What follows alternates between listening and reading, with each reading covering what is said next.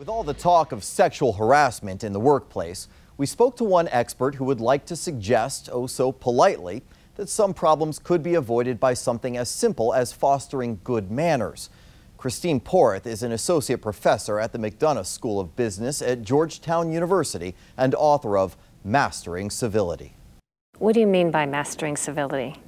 Well, I think it's all about trying to be more mindful and attentive and being respectful of people. What made you decide there was a need to write a book about it? Well, because I think we're really struggling on it, especially now. Over the last 20 years, I've seen a huge uptick in incivility or disrespect in the workplace. And so I wanted to show what the costs are of this, but also try to point out the potential positives, especially for leaders who are civil, and set a tone for that. What are some examples of uncivility in the workplace? I think mocking and belittling people, teasing people in ways that sting, telling offensive jokes, texting in meetings. The tricky thing is that it's all in the eyes of the beholder. So it's whether someone felt disrespected.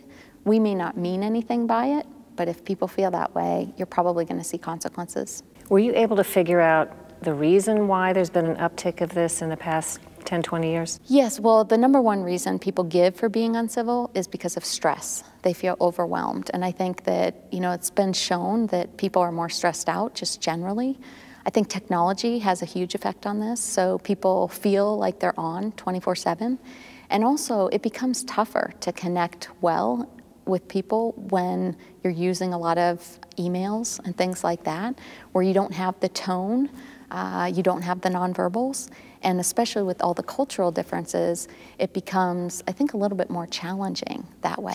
Do you think that the expanse of the internet and the sarcasm and the comedy that's on there and sometimes the hurtful behavior that occurs online has something to do with the incivility in the workplace? I do. I mean, I definitely think it flows both ways.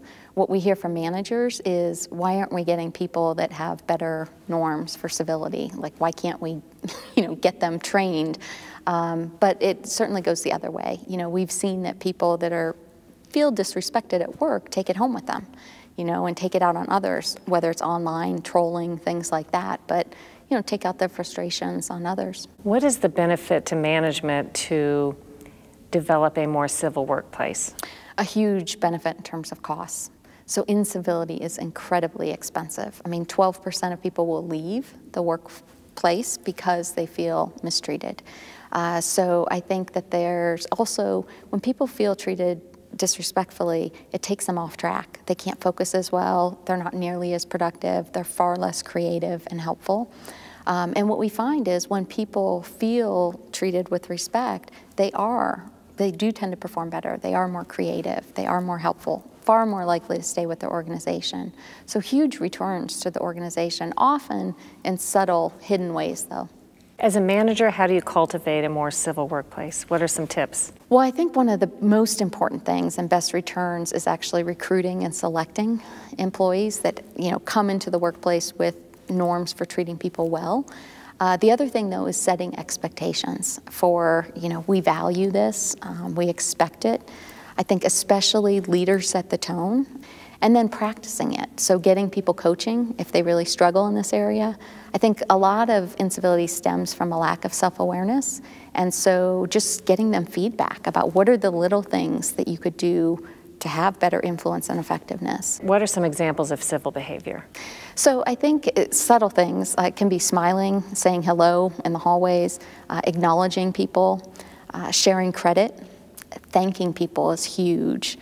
Listening is probably the biggest one that I think leaders struggle on now, oftentimes because we're multitasking. You're on your iPhone or looking at email, things like that, and it really rubs people the wrong way. So really just trying to be very mindful and paying attention goes a long way for people.